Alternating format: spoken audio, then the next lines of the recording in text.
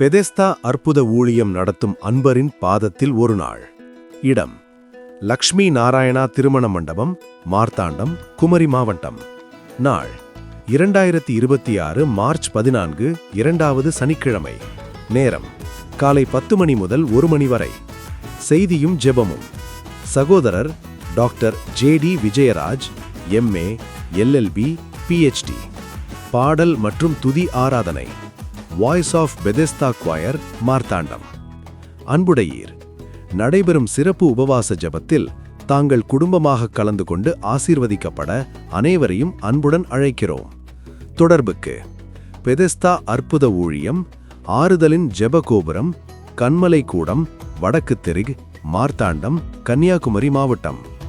ஜெப தொடர்புக்கு: செல் 9443413164.